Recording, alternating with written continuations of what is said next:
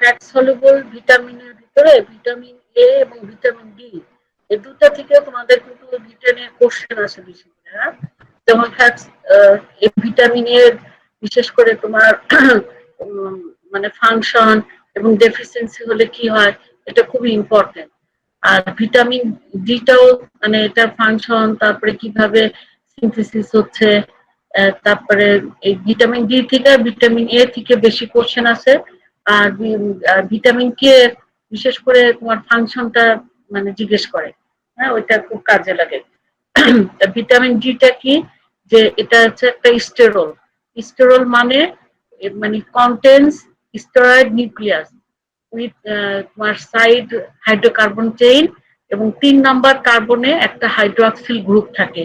যেসব স্টেরয়েড নিউক্লিয়াসে 3 নম্বর কার্বনে hydroxyl group থাকবে এবং একটা সাইড হাইড্রোকার্বন চেইন থাকবে, তাদেরকে স্টেরল বলে। ভিটামিন ডিটা এটা একটা স্টেরল, মানে এর কিন্তু স্টেরয়েড নিউক্লিয়াস আছে, হ্যাঁ। এটা এই স্টেরয়েড নিউক্লিয়াসের নাম তোমরা তো জানো, হ্যাঁ, সাইক্লোপেন্টানো পারহাইড্রোফেনানথ্রিন।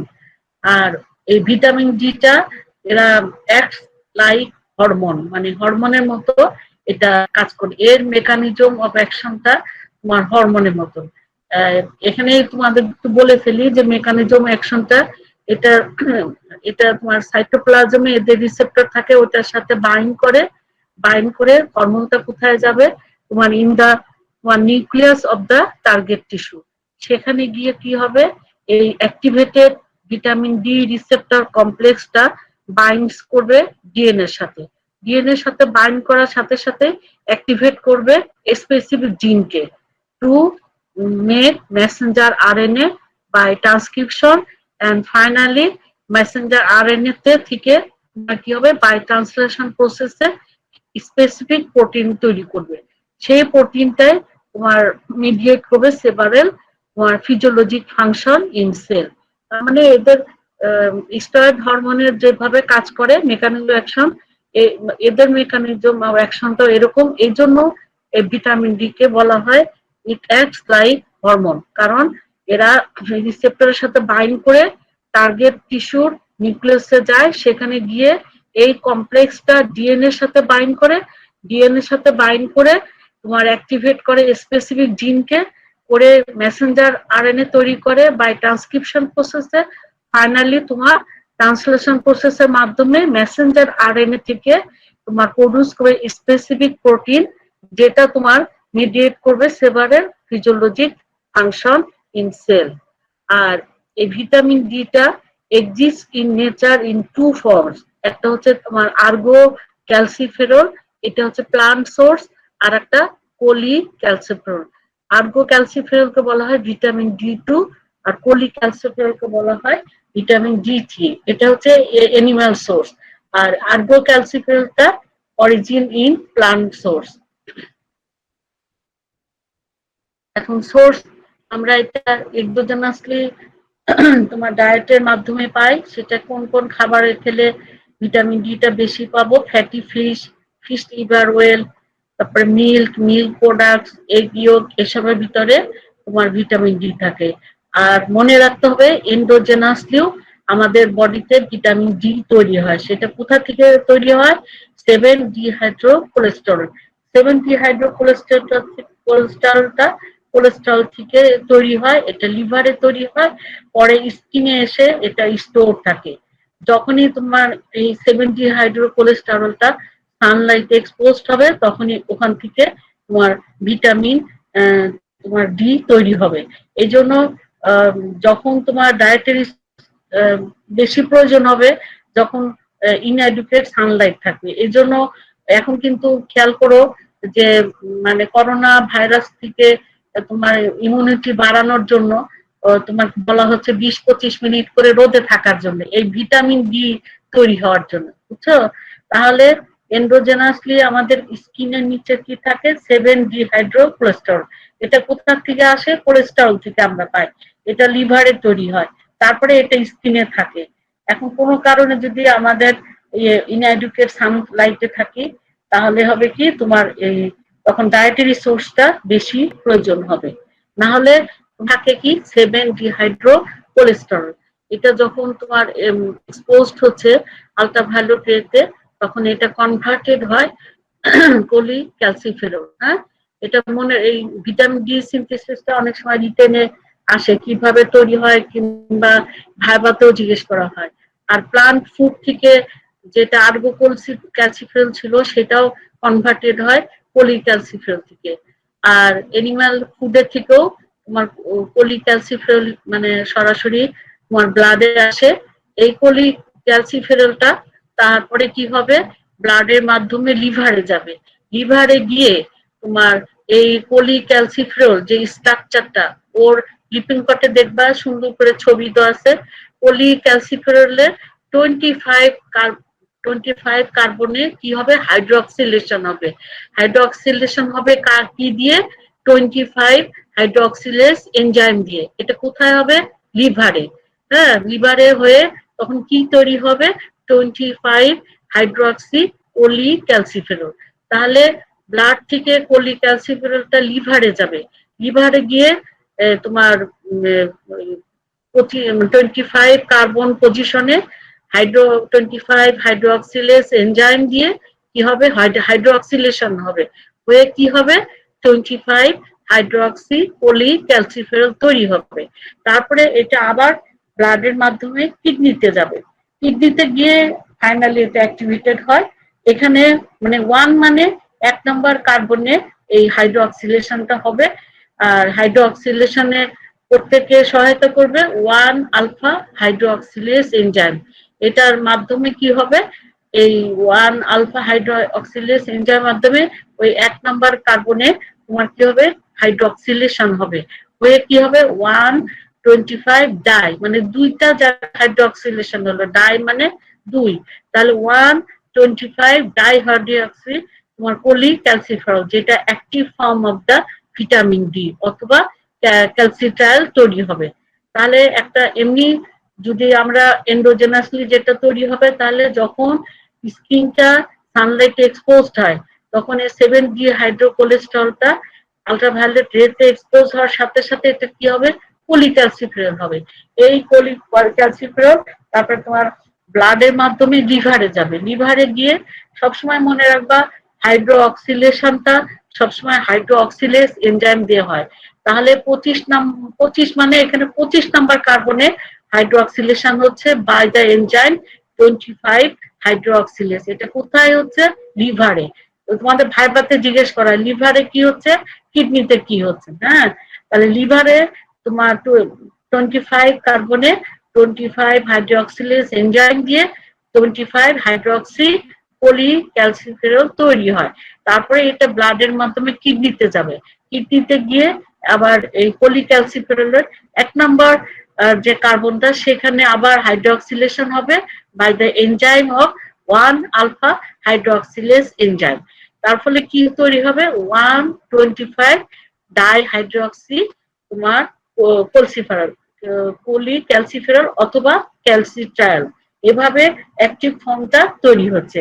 আর তাহলে মনে রাখতে হবে স্কিনে কি থাকে, 7 ডিহাইড্রোকোলেস্টেরল। ওখান থেকে আলট্রাভায়োলেট রেতে যখন এক্সপোজ হবে পলিক্যালসিফেরল হবে। আবার আমরা যদি প্লান্ট ফুড খাই, আর্গো ক্যালসিফেরলটাও পলিক্যালসিফেরলে কনভার্ট হবে।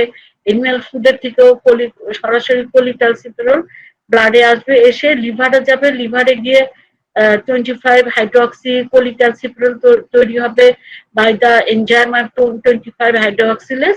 ওখান থেকে কিডনিতে যাবে। কিডনিতে গিয়ে তোমার কি তৈরি হবে, 125 ডাইহাইড্রোক্সি পলিক্যালসিফেরল। ওখানে এনজাইম কাজ করবে কি 1 alpha by the enzyme 1 alpha hydroxylase. এভাবে তোমার অ্যাক্টিভ ফর্ম অফ ভিটামিন তৈরি হয় 125 ডাইহাইড্রোক্সি পলিক্যালসিফেরল। এই জিনিসটা তোমরা সুন্দর করে পড়বা, এটা রিটেনেও আসে, ভাইভাতেও জিজ্ঞেস করা হয় যে লিভারে স্কিনে কোলেস্টেরল ভিটামিন ডি প্রিকরসরটা কি, তখন কি বলবা 7 ডিহাইড্রোকোলেস্টেরল।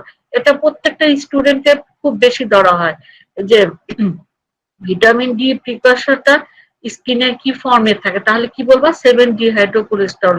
ওটা আলট্রাভায়োলেট রেতে এক্সপোজড হলে তখন সেটা পলিক্যালসিফেরল তৈরি হবে। তারপরে জিজ্ঞেস করা হবে লিভারে গিয়ে কি হবে, বলতে হবে হাইড্রোক্সিলেশন হয়ে 25 হাইড্রোক্সি পলিক্যালসিফেরল তৈরি হবে বাই দ্য এনজাইম 25 হাইড্রোক্সিলেজ। আর তারপরে ব্লাডের মাধ্যমে কিডনিতে যাবে, কিডনিতে গিয়ে ওখানে আবার হাইড্রোক্সিলেশন হবে 1 কার্বনে বাই দ্য এনজাইম 1 আলফা হাইড্রোক্সিলেজ। এভাবে কি হবে 125 ডাইহাইড্রোক্সি পলিক্যালসিফেরল তৈরি হবে। এখন এই ভিটামিন ডির মেইন ফাংশনটা কি? হ্যাঁ, ভিটামিন ডির মেইন ফাংশন হচ্ছে আসলে এটা হেল্প করে বোন মিনারেলাইজেশন। কিভাবে? By maintaining adequate level of the plasma calcium level. এ ভিটামিন ডিটা আসলে তোমার প্লাজমা ক্যালসিয়াম লেভেলটা তোমার মেনটেন করে বোন মিনারেলাইজেশনে হেল্প করে। সেটা কিভাবে ব্লাডে ক্যালসিয়াম লেভেলটা মেনটেন করে? একটা হচ্ছে ইনক্রিজ করে আপটেক অফ ক্যালসিয়াম, তোমার অর্থাৎ তোমার ইন্টেস্টাইন থেকে তোমার মানে অ্যাবজর্পশনটা বাড়াই দিবে, দিয়ে ইনক্রিজ করবে uptake of calcium by intestine. আর মিনিমাইজ করবে ইউরিনারি লস অফ তোমার calcium and also increase calcium reabsorption. তার মানে তোমার ইউরিনারি লস হতে দিবে না ক্যালসিয়ামকে, সেটা মিনিমাইজ করবে এবং মানে রেনাল টিউবুল থেকে ক্যালসিয়াম রিঅ্যাবজর্পশনটা এটা বাড়াই দিবে। এইভাবে ক্যালসিয়াম লেভেলটা সে মেনটেন করে। আর এটা স্টিমুলেটস করে বোন রিজেকশন, মানে বোন রিজেকশনেও এটা স্টিমুলেটস করে। তাহলে এর মেইন তিনটা ফাংশন কি?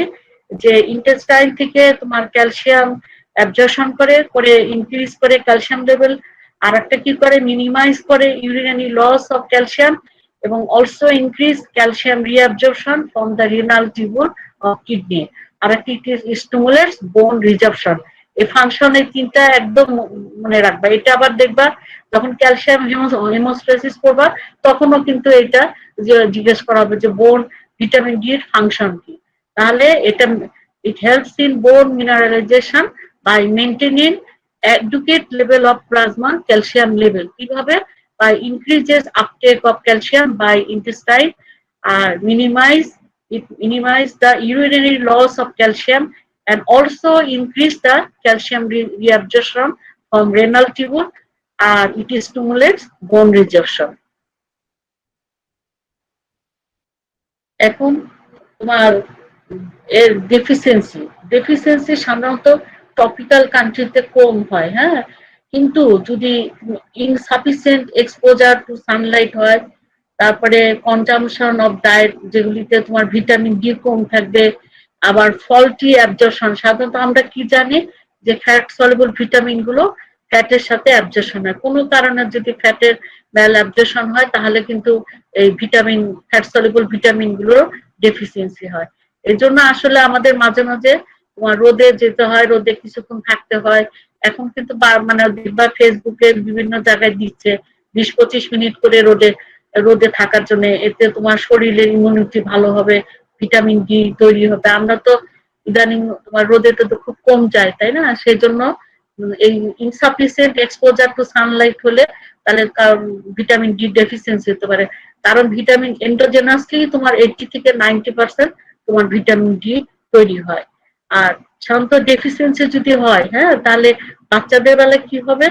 ওটাকে আমরা বলি রিকেট, আর অ্যাডাল্টের বেলায় বলি আমরা অস্টিওম্যালিশিয়া।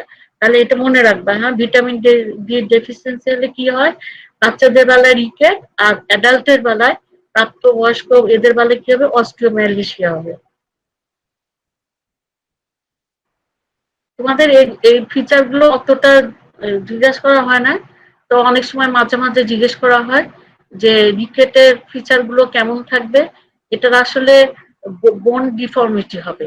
বোন ডিফর্মিটি হওয়ার জন্য একটা আমি ছবি দেখাবো, দেখবা যে লেগ গুলো বো লেগস হবে, মানে ধনুকের মতো। আবার নক নি হতে পারে। তারপরে মাথার যে কপালটা বসিং অফ ফ্রন্টাল বোন হতে পারে, পিজন শেপ চেস্ট হতে পারে। আর বোনস গুলো কি হবে? সফট হবে, প্লায়েবল হবে। আর বোন গ্রোথটাও কমে যাবে, মার্কলি এফেক্টেড হবে। আর ওয়েট বেয়ারিং এর জন্য কি হবে? বোন গুলো তোমার বাঁকা হয়ে যাবে due to continued action of muscle. এগুলি হওয়ার জন্য তোমার কি হবে? তোমার এই যে এই ছবিটা দেখো, এটা মাঝখানে যে সে একজন নর্মাল বাচ্চা, হ্যাঁ, বাম পাশে দেখো ওর যে নিটা কেমন নখ নির মতন, হ্যাঁ, বাম পাশে। আর ডান পাশে দেখো বো লেগস, মানে তোমার একটু তীর ধনুকের মতো, হ্যাঁ। এইগুলি দেখে বোঝা যাবে যে তোমার এই ধরনের বাচ্চাদের পা থাকলে বুঝতে হবে যে তার ভিটামিন ডি ডেফিসিয়েন্সির জন্য এরকম হয়েছে। তাহলে এটা হচ্ছে তোমার রিকেট।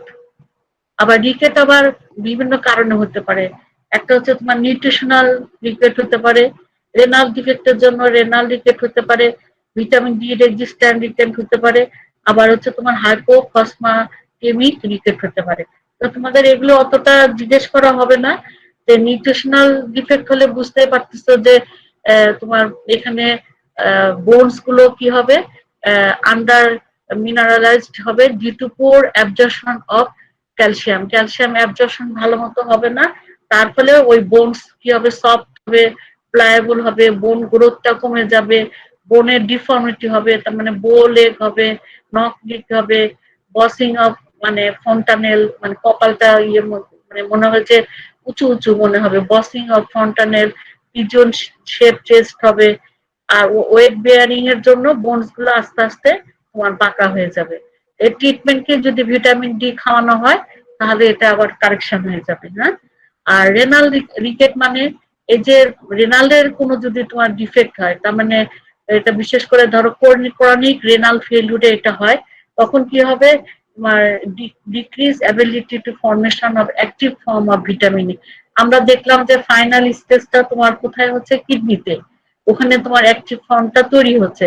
তাহলে রেনালের যদি কোনো কারণে ডিফেক্ট হয়, যেমন ক্রনিক রেনাল ফেলিউর, এইসব ক্ষেত্রে কি হয়, তোমার decrease ability of formation of active form, vitamin D যে অ্যাক্টিভ ফর্মটা সেটা কমে যায়। তখন এক্ষেত্রেও তোমার কি হবে, তোমার চিকিৎসা আমরা কি দেবো, তোমার ভিটামিন ডি দিব। এগুলি শুধু নাম জেনে রাখো, এগুলি অত ডিটেলস দরকার নাই। আর অস্টিওম্যালেশিয়াটা, এই এই শব্দটা আসছে তোমার গ্রিক ওয়ার্ড থেকে। অস্টিওন মিনস তোমার বোন, আর ম্যালিকিয়া মিনস সফটনেস। তাহলে অস্টিও মানে তোমার বোন, আর ম্যালিকিয়া মানে তোমার সফটনেস। এটা ওই যে ডেফিসিয়েন্সি অফ ভিটামিন ডি, এটা in case of adult causes defective calcification of bone matrix is called osteomalacia. মানে এটা বড়দের হচ্ছে রিকেটটা হয় বাচ্চাদের, আর বড়দের বেলা যদি ভিটামিন ডি ডেফিসিয়েন্সি হয় তখন কি হবে, defective calcification of bone matrix হবে, হয়ে কি হবে, অস্টিওম্যালিশিয়া হবে। তখন এই বোনস বিকাম সফার আর ইনক্রিজ সাসেপ্টিবিলিটি টু ফ্র্যাকচার।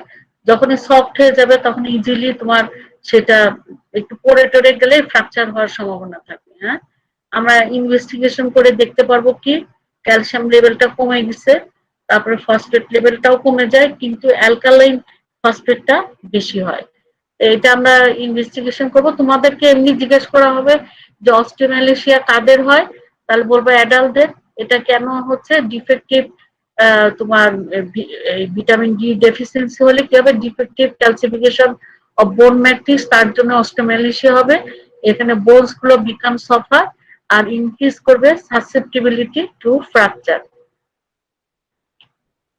আর অস্টিওপোরোসিস সাধারণত কাদের হয়, পোস্ট মেনোপজাল ওম্যান, যখন বয়স হয়ে যায়, মেনস্ট্রুয়েশন বন্ধ হয়ে যায়, বিশেষ করে মোর দ্যান 65 ইয়ার্স যারা, তাদের এই অস্টিওপোরোসিসটা হয়। এই জন্য বয়স্ক মহিলাদের 50-র উপরে গেলেই সাধারণত দেখবা যে সাপ্লিমেন্টারি হিসাবে ক্যালসিয়াম ট্যাবলেট দেয়, হ্যাঁ। অস্টিও মানে তো বললাম বোন, আর পোরোটিক মিনস হচ্ছে পোরাস অথবা ফ্রায়েবল, মানে এইসব হয় কি, বোন মাসের তোমার পার ইউনিট ভলিউম লস হয়, তার ফলে কি হয়, বোনসটা তোমার ফ্রায়েবল হয়ে যায় এবং ফ্রাজাইল হয়, তখন হয় ইনক্রিজ রিস্ক অফ ফ্র্যাকচার। দেখবা যে বয়স্ক ভদ্রমহিলা যাদের বয়স 65-এর উপরে, তারা দেখবা হঠাৎ একটু পড়ে গেল উঠানের মধ্যে কিংবা ঘরের মধ্যে স্লিপ করে, তারপর দেখবা যে বিশেষ করে মানে ফিমারের যে নেকটা ওখানে ফ্র্যাকচারটা হয়, হ্যাঁ। তাহলে এটা কি জন্য হয়, এই ক্যালসিয়াম ডেফিসিয়েন্সির জন্য হয়। এই জন্য তোমার আমাদের দেশের বাহিরে কিন্তু যাদের বয়স 40 হয়ে যায় তারপর থেকে মানে দুধটা বেশি করে খাওয়ার জন্য বলে। তাহলে ক্যালসিয়াম যে খাবারগুলোর মধ্যে আছে সেগুলি বেশি বেশি করে খেতে বলে, অথবা তোমার ক্যালসিয়াম সাপ্লিমেন্টারি হিসাবে খেতে বলে, না হলে তাদের একটা অস্টিওপোরোসিসে রিস্ক থেকে যায়। এটা যারা ইয়াং তাদের হবে না, কিন্তু যারা পোস্ট মেনোপজাল ওম্যান মোর দেন 65 ইয়ার্স তাদের বেলায় এটা হবে। যে একটা ভদ্র মহিলা দেখো মানে অস্টিওপোরোসিস আছে। আর ভিটামিন ডিরও তোমার টক্সিসিটি হতে পারে। টক্সিসিটি যদি ক্যালসিয়াম অ্যাবজর্পশন বেশি ইন্টেস্টাইন থেকে অ্যাবজর্পশন হয়, তাহলে কি হবে? হাইপার ক্যালসিমিয়া হবে। হাইপার ক্যালসিমিয়া হলে তখন কিডনিতে স্টোন হতে পারে। আর এগুলি বেশি হলে তখন লস অফ অ্যাপেটাইট হবে, নসিয়া হবে, মানে বমি বমি ভাব থাকবে, ইনক্রিজ থার্স্ট, পানি পিপাসা লাগবে, লস অফ ওয়েট হবে।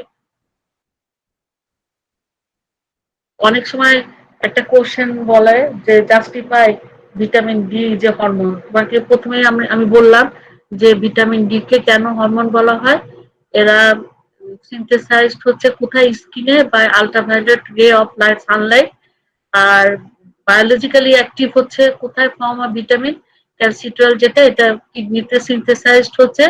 আর মনে রাখতে হবে এটা তিনটা মানে অর্গানের উপর, টার্গেট অর্গানের উপরে এটা কাজ করে। হ্যাঁ, এটা তৈরি হওয়ার পরে তোমার তিনটা টার্গেট অর্গানের উপর কাজ করে, এটা মনে রাখতে হবে। একটা বোনস, একটা ইন্টেস্টাইন, একটা কিডনি, যেখানে ও স্পেশালি যেখানে ও কাজ করে। হ্যাঁ, বোনের কি করে? রিজার্পশন করে। ইন্টেস্টাইন থেকে তোমার ক্যালসিয়াম অ্যাবজর্পশন করে, আর কিডনি থেকে ক্যালসিয়াম রিঅ্যাবজর্পশন করে, তাই না? তাহলে এই তিনটা অর্গানের উপর কাজ করে। আর বললাম যে এর মেকানিজম অ্যাকশনটা কি? Similar to the steroid hormone. মানে এটা সাইটোসলে রিসেপ্টরের সাথে বাইন্ড করবে। এই কমপ্লেক্স রিসেপ্টর কমপ্লেক্স এটা তখন ওই যে ডিএনএ এর সাথে বাইন্ড করে তখন কি হবে? তোমার মানে স্পেসিফিক জিন যেটা সেটা অ্যাক্টিভেট হবে। অ্যাক্টিভেট হওয়ার ফলে মেসেঞ্জার আরএনএ তৈরি হবে বাই ট্রান্সক্রিপশন প্রসেসে, এবং বাই ট্রান্সলেশন প্রসেসে কি হবে? স্পেসিফিক যে প্রোটিন সেটা তৈরি হবে, হয়ে তোমার তারা মিডিয়েট হবে তাদের রেসপেক্টিভ তোমার ফিজিওলজিক্যাল ফাংশন ইন সেল। আর এই ক্যালসিট্রিওল সিনথেসিসটা এরা সেলফ রেগুলেটেড হবে বাই তোমার নেগেটিভ ফিডব্যাক মেকানিজমের মাধ্যমে। ম্যাম, জি বলো। রিজার্ভেশন এখান থেকে তোমার ক্যালসিয়াম তোমার বের হয়ে আসবে, বুঝছো?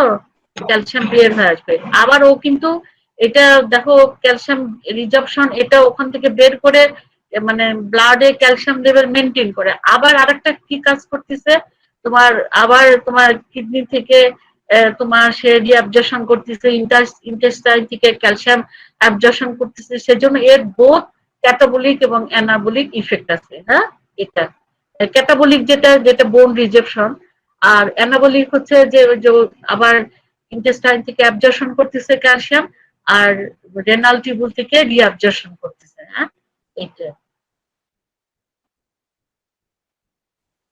এখন ভিটামিন ডি অ্যাবজর্পশন কিভাবে হয়? তাহলে আমরা এমনি একটা কমন সেন্স ব্যবহার জানি যে সবগুলো ফ্যাট সলবল ভিটামিন ফ্যাট যেভাবে অ্যাবজর্পশন হয় এরাও ঠিক সেভাবে অ্যাবজর্পশন হয়।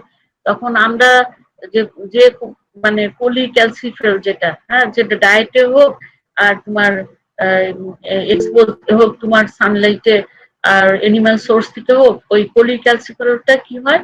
ইন্টেস্টাইন থেকে অ্যাবজর্বড হবে। ইন্টেস্টাইন থেকে অ্যাবজর্ব তোমার কার সাথে অ্যাবজর্ব হয়? ফ্যাটের সাথে, with the help of bile salt এবং মাইসিলি। বাইল সল্ট এবং মাইসিলি কিন্তু ওরাই তোমার ফ্যাটকে অ্যাবজর্পশনে হেল্প করে। এই যে অ্যাবজর্পশনে যে যাবে এই ফ্যাটের সাথে সাথে এই ফ্যাট সলিবল ভিটামিন গুলো যাবে। তারপরে এরা যেটা বলছিলাম তোমাদেরকে, সেলের ভিতরে আফটার অ্যাবজর্পশন হওয়ার পরে এটা তোমার সেলের ভিতরে আবার কাইলোমাইক্রন তৈরি হয়। কাইলোমাইক্রন যে ফ্যাট সলুবল ভিটামিন থাকে ওখানে তোমার লং চেইন ফ্যাটি অ্যাসিডের সাথে আবার কোলেস্টেরল এস্টার তৈরি হবে, ট্রাইঅ্যাসাইল গ্লিসারল তৈরি হবে। তারপরে তোমার শুধু ফ্রি কোলেস্টেরল থাকতে পারে। সব মিলে তোমার কাইলোমাইক্রন তৈরি হয়। তৈরি হয়ে এই কাইলোমাইক্রনটা তোমার কি হবে? তোমার সিস্টেমিক সার্কুলেশনে যাবে। হ্যাঁ, সিস্টেমিক সার্কুলেশনে যাবে, যে এই সিস্টেমিক সার্কুলেশন থেকে ওর যে সিস্টেমিক ব্লাডে গিয়ে কার সাথে বাইন্ড করবে, ওদের একটা স্পেসিফিক গ্লোবিন আছে, ভিটামিন ডি বাইন্ডিং প্রোটিন, ওটার সাথে তোমার বাইন্ড করবে। হ্যাঁ, বাইন্ড করার পরে তারপরে তোমার সেই টার্গেট টিস্যুর উপরে কাজ করবে। তাহলে একটা মনে রাখবা, একটু 1 মিনিট ফোনটা কেটে গেছে। আচ্ছা, তাহলে তোমার একটা কমন জিনিস মনে রাখবা যে ফ্যাট সলুবল ভিটামিন, সেটা ভিটামিন ডি হোক, এ হোক, এর আগেও দেখছো ওগুলি কি হয়, ইন্টেস্টাইন থেকে অ্যাবজর্ব হয়, তার সাথে ফ্যাটের সাথে with the help of bile acid এবং মাইসিলিন। তারপরে অ্যাবজর্পশন হওয়ার পরে এটা কি হবে, it is carried by chylomicron. এক কথায় কাইলোমাইক্রনের মধ্যে ওরা তো কাইলোমাইক্রনের ভিতরে ঢুকে কাইলোমাইক্রন তৈরি হবে। এই কাইলোমাইক্রন লিম্ফ্যাটিক সিস্টেমের মাধ্যমে সিস্টেমিক সার্কুলেশনে যাবে। সিস্টেমিক সার্কুলেশনে যাওয়ার পরে ব্লাডে গিয়ে এটা কি করবে, বাউন্ড করবে উইথ স্পেসিফিক গ্লোবুলিন, যেটাকে তোমার ভিটামিন ডি বাইন্ডিং প্রোটিন বলে। এইভাবে তোমার স্কিন থেকে যেটা আসতেছে ওইভাবে হয়ে তারপর ওরা তাদের যে টার্গেট টিস্যু সেখানে যে তারপরে তোমার কাজ করবে। এখন vitamin A, vitamin E, vitamin E তোমার 8টা তোমার 8 ধরনের টকোফেরল থাকে। তার ভিতরে তোমার আলফা টকোফেরলটা ইজ মোস্ট অ্যাক্টিভ। হ্যাঁ, এটা আর এটা এই ভিটামিনটাকে বলা হয় অ্যান্টি স্টেরিলিটি ভিটামিন। হ্যাঁ, এটা এটা মানে ইয়া হিসাবে কাজ করে, মানে অ্যান্টি স্টেরিলিটি হিসাবে কাজ করে। আর এটা একটা তোমার নেচারালি অকারিং অ্যান্টিঅক্সিডেন্ট। তোমার বলছিলাম যে অ্যান্টিঅক্সিডেন্ট ভিটামিন মধ্যে ভিটামিন এ এর হচ্ছে বিটা ক্যারোটিন, ভিটামিন সি আর ভিটামিন ই। হ্যাঁ, এরা হচ্ছে অ্যান্টিঅক্সিডেন্ট হিসাবে কাজ করে। তোমাদের তিনটাকে ফাংশন জিজ্ঞেস করলে তোমরা কমন ফাংশন বললে দিবা, ইট অ্যাক্টস অন অ্যান্টিঅক্সিডেন্ট। হ্যাঁ, আর ভিটামিন ইটা অ্যান্টি স্টেরিলিটি ভিটামিন, এটা একটা। আর আমাদের কমন কোনটা, আলফা টকোফেরলটা মোস্ট অ্যাক্টিভ। এই মানে যতগুলো 8 ধরনের টকোফেরল আছে তার মধ্যে আলফা টকোফেরলটা বেশি অ্যাক্টিভ। 1 মিনিট। হ্যাঁ বিন্দু, বিন্দু, হ্যাঁ হ্যাঁ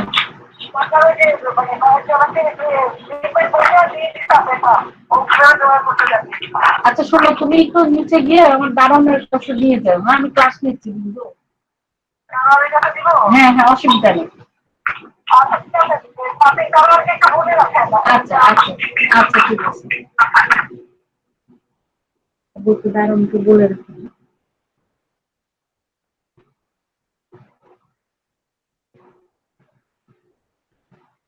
আমাকে বলে রাখি একটা বই দিয়ে দেবো।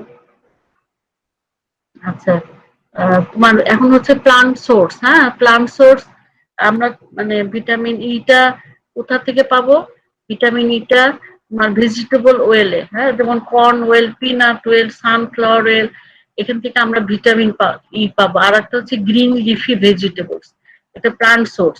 হ্যাঁ, এখন দেখবা মানুষ কিন্তু বেশিরভাগ এই সয়াবিন ওয়েল, তারপরে পিনাট ওয়েল, সানফ্লাওয়ার ওয়েল, এগুলি কিন্তু ব্যবহার করে। আর আর আমরা কোথা থেকে পাবো, প্লান্ট সোর্সের মধ্যে গ্রিন লিফি ভেজিটেবল। এই জন্য সবুজ শাকসবজি আসলে খাওয়া বেশি করে খাওয়া দরকার। হ্যাঁ, আর এনিম্যাল সোর্সের মধ্যে কি, liver, meat, fish, fish oil, milk, milk products, এগুলি হচ্ছে থেকে আমরা আসলে মোটামুটি দেখো ফিশ, মিল্ক, তারপরে তোমার মিট আর মিল্ক প্রোডাক্টস যেগুলি, এগুলি থেকে কিন্তু তোমার আমরা ফ্যাট সলুবল ভিটামিন গুলো কিন্তু বেশি পাচ্ছি, তাই না? এটা লিভার, মিট, ফিশ, তারপরে fish oil, milk, milk products, এগুলো হচ্ছে তোমার এনিম্যাল সোর্স। আর প্লান্ট সোর্স হচ্ছে ভেজিটেবল অয়েল আর গ্রিন লিফি ভেজিটেবল। আর ডেইলি রিকোয়ারমেন্ট কত ভিটামিন ই, এটা মেলের বেলা হচ্ছে 10 মিলিগ্রাম। হ্যাঁ, আর ফিমেলের বেলা 8 মিলিগ্রাম। আর এর অ্যাক্টিভ ফর্মের নাম কি, আলফা টকোফেরল। হ্যাঁ, তাহলে তোমার রিকমেন্ডেড ডেইলি অ্যালাউন্স কত, মেলের বেলায় 10 আর ফিমেলের বেলায় 8 মিলিগ্রাম। আর এর যদি বলা হয় ভিটামিন ইর অ্যাক্টিভ ফর্ম কি, আলফা টকোফেরল। এখন তোমার ফাংশন, হ্যাঁ, ফাংশনটা মনে রাখতে হবে যে মেইন কথা যে এটা অ্যান্টিঅক্সিডেন্ট হিসাবে কাজ করে, মানে মেমব্রেন অ্যান্টিঅক্সিডেন্ট হিসাবে কাজ করে। মানে কিভাবে কাজ করে, এটা তোমার প্রিভেন্ট করে peroxidation of polyunsaturated fatty acid in various tissue. এই পলি আনস্যাচুরেটেড ফ্যাটি অ্যাসিড গুলো যখন পার অক্সিডেশন মানে অক্সিডাইজড হয় তখন ওখানে ফ্রি রেডিক্যাল তৈরি হয়। ওরা করে কি ফ্রি রেডিক্যালটা তোমার তৈরি হতে দেয় না। হ্যাঁ, এইভাবে তোমার প্রিভেন্ট করে। তাহলে এরা মেমব্রেন অ্যান্টিঅক্সিডেন্ট হিসাবে কাজ করে। কিভাবে করে, তোমার প্রিভেন্ট করে peroxidation of polyunsaturated fatty acid in various টিস্যুতে। আর তোমার প্রিভেন্ট করে oxidation of vitamin A and beta carotene. আর একটা বলছিলাম যে এটা অ্যান্টি স্টেরিলিটি হিসাবে কাজ করে, সেটা তোমার এটা অ্যাসোসিয়েটেড থাকে রিপ্রোডাক্টিভ ফাংশন এন্ড প্রিভেন্ট করে স্টেরিলিটি। আর প্রোফাইলিকটিক ফাংশন হিসাবে কাজ করে যে এরা অ্যাথেরোস্ক্লেরোসিস রিস্কটা কমায় দেয়। আর ডিলে অনসেট অফ ক্যাটারেক্ট, মানে চোখের যে ছানি পড়ে সেটাকেও তোমার ডিলে করে। এর মেইন ফাংশন যেটা, এটা হচ্ছে তোমার অ্যান্টি অক্সিডেন্ট হিসাবে কাজ করে। ভিটামিন সি, তারপরে তোমার হচ্ছে ভিটামিন ই, এরা সবাই মিলে তোমার কি করে অ্যান্টি অক্সিডেন্ট হিসাবে কাজ করে। এরা প্রিভেন্ট করে পার অক্সিডেশন অফ মানে পলি আনস্যাচুরেটেড ফ্যাটি অ্যাসিড। এক কথায় যে ফ্রি রেডিক্যাল গুলো তৈরি হয় সেগুলিকে ওরা নিউট্রালাইজ করে দেয়। আর তোমার এরা অ্যান্টি স্টেরিলিটি হিসাবে কাজ করে। দরকার নাই। আর ডেফিসিয়েন্সি হলে কি হবে, শুধু এটুকু মনে রাখবা যে হেমোলাইটিক এনিমা হবে নিউবর্নদের, কারণ আরবিসি সেল মেমব্রেন গুলো তোমার অ্যাবনর্মালি ফ্রাজাইল থাকে। সো পার অক্সিডেশন যদি ডেফিসিয়েন্সি হয় তখন কি হবে, পার অক্সিডেশন হবে, হওয়ার ফলে তোমার কি হবে, হেমোলাইটিক এনিমিয়া হবে। আর নিউরোলজিক্যাল ডিসঅর্ডার অনেক অনেক সময় হয়। আর ভিটামিন ইটা কাদের বেলায় ডেফিসিয়েন্সি হয়, এটা হচ্ছে তোমার যাদের ক্রনিক লিভার ডিজিজ আছে, আবার সিস্টিক ফাইব্রোসিস নামে একটা ডিজিজ আছে, এইসব যাদের আছে তাদের বেলা হতে পারে। আর যাদের বেলা, যাদের তোমার সিভিয়ার ফ্যাট ম্যালঅ্যাবজর্পশন থাকবে তাদের বেলায় তোমার এই ভিটামিন ই ডেফিসিয়েন্সি হতে পারে। তাহলে এর ডেফিসিয়েন্সি হলে মেইনলি কি হবে, হেমোলাইটিক এনিমিয়া হবে আর নিউরোলজিক্যাল ডিসঅর্ডার হবে। আর সাধারণত ডেফিসিয়েন্সি কি মানে কাদের বেশি হয়, যাদের মনে করো ক্রনিক লিভার ডিজিজ মানে cirrhosis of liver, chronic liver disease যাদের আছে এদের বেলায় এটা ডেফিসিয়েন্সি হয়। আর একটা যেসব পেশেন্ট সিস্টিক ফাইব্রোসিস এই ডিজিজে ভোগে তাদের হয়। আর সিভিয়ার যদি ফ্যাট ম্যালঅ্যাবজর্পশন থাকে তাহলে হইতে পারে। আর টক্সিসিটিটা এটা হচ্ছে তোমার কম, এর টক্সিসিটিটা কম। এখন তোমার ভিটামিন কে, ভিটামিন একমাত্র ফ্যাট সলিউবল ভিটামিনের মধ্যে আমি তোমাদের বলছিলাম, যেমন ওয়াটার সলিউবল ভিটামিন গুলো সবগুলোই কিন্তু কোএনজাইম হিসাবে কাজ করে, কিন্তু ফ্যাট সলিউবল ভিটামিন গুলো অন্যগুলো করে না। তোমার এক্সেপ্ট তোমার ভিটামিন কে। হ্যাঁ, ভিটামিন কে শুধু তোমার এখানে কোএনজাইম হিসাবে কাজ করে। যেমন ক্লোটিং ফ্যাক্টর গুলোতে যখন ওরা তৈরি হয়, বিশেষ করে ফ্যাক্টর 2, 9, 2, 7, 9, 10, তখন এগুলি মানে ইনঅ্যাক্টিভ হিসাবে তৈরি হয়। এদের অ্যাক্টিভেশনের জন্য যে কার্বক্সিলেশনটা হয় সেখানে এই ভিটামিন কে টা কোএনজাইম হিসাবে কাজ করে। আর ভিটামিন কে টা তোমার মানে নেচারে এক্সিস্ট করে তোমার ডিফারেন্ট ফর্মে। হ্যাঁ, যদি ভিটামিন K1 এটা কি থাইলোকুইনোন, মনে রাখবা এটা ফাউন্ড ইন প্লান্টস। আর ভিটামিন K2 যেটা, এটা menaquinone, it is produced by intestinal flora. এটা আমাদের শরীরেই তৈরি হয় কিন্তু। আর দেখো দুটা জিনিস তোমরা পেলা, একটা হচ্ছে ভিটামিন ডি আর ভিটামিন কে, এই দুটাই দেখো আমাদের শরীরে তৈরি হচ্ছে। হ্যাঁ, তাহলে ভিটামিন কেটা কোথায় হয়, ইন্টেস্টাইনে তৈরি হয়। কি দিয়ে হয়, তোমার ব্যাকটেরিয়ার ফ্লোরা দিয়ে হয়। হ্যাঁ, ব্যাকটেরিয়ার ফ্লোরা দিয়ে ভিটামিন কেটা তোমার ইন্টেস্টাইনে তৈরি হয়। আর ভিটামিন K2 যেটা মেনাডিওন, এটা হচ্ছে আমাদের তৈরি করা সিনথেটিক ফর্ম। তাহলে তিনটা ফর্মে এরা থাকে। একটা হচ্ছে তোমার থাইলোকুইনোন, এটা হচ্ছে সাধারণত প্লান্টে থাকে। আর মেনাকুইনোন যেটা, এটা এনিম্যালের মানে বডিতে তৈরি হয়। সেটা কোথায়? ইন্টেস্টাইনে বাই ইন্টেস্টিনাল ফ্লোরা দিয়ে। আর ভিটামিন K3 যেটা এটা মেনাডিওর, এটা হচ্ছে সিনথেটিক ফর্ম। আর সোর্স হচ্ছে তোমার এইসব খাবারগুলোর মধ্যে থাকে spinach, cabbage, cauliflower, broccoli. Broccoli কিন্তু এখন খুবই সবাই জোর দেয়, এটা খেলে ক্যান্সার থেকেও তোমার প্রিভেন্ট করে। Cheese, egg yolk, yoghurt, meat, liver, এগুলিতে তোমার এক্সোজেনাসলি আমরা এইসব খাবার থেকে পেতে পারি। আর এন্ডোজেনাসলি বললাম, এটা ইন্টেস্টাইনে তৈরি হয় বাই কি দিয়ে? ইন্টেস্টিনাল ফ্লোরা দিয়ে। আর তোমার আরডি কত? 70 থেকে 140 মাইক্রোগ্রাম পার ডে।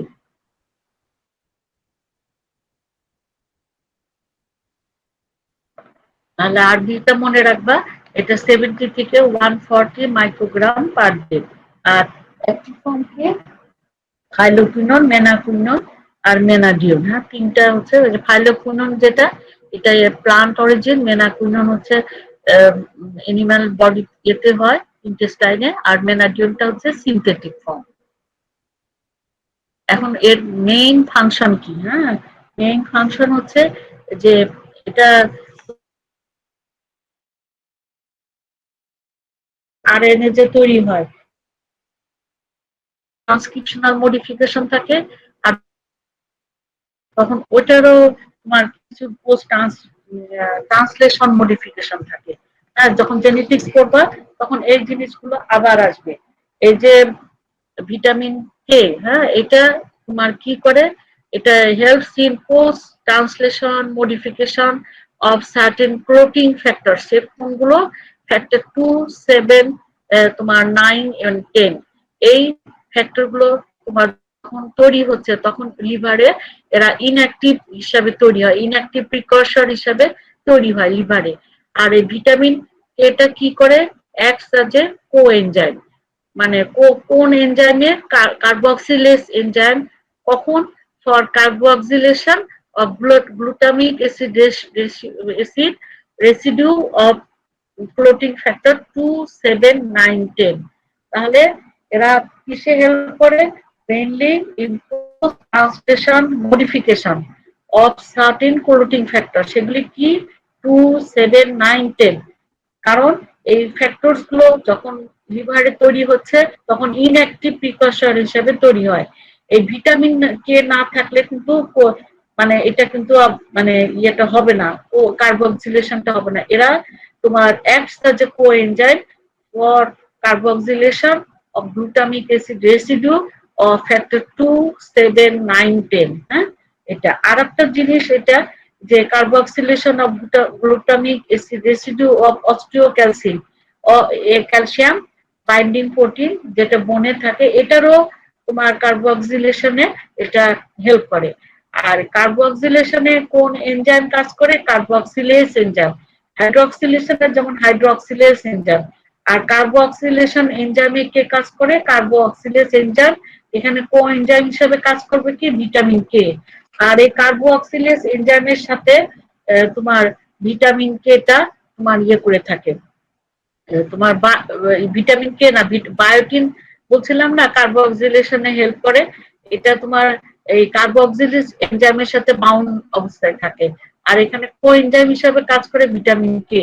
তাহলে এটা খুবই ইম্পর্টেন্ট, মনে রাখবা। এটা তোমরা যখন post translation modification of protein করবা তখনও কিন্তু এই জিনিসটা আসবে। তাহলে তখন মনে রাখতে হবে যে vitamin K it helps in post translation modification of certain clothing factors. They are 2, 7, 9, 10. These factors are synthesized in inactive precursors in the liver. For their maturation, vitamin K acts as a coenzyme for carboxylation of glutamic acid of protein factor 2, 7, 9, 10. আর এটা তোমার therapeutic use হিসাবে ব্যবহার হয়। সেটা কিভাবে? যখন একটা বাচ্চা জন্মগ্রহণ করে, হ্যাঁ, তখন তাদেরকে ভিটামিন কে সাধারণত ইনজেকশন দেওয়া হয়, কিংবা ওরালি ভিটামিন কে দেওয়া হয় নিউবর্নদের। সাধারণত 1 অ্যাম্পল ইনজেকশন দিয়ে দেয়। কেন?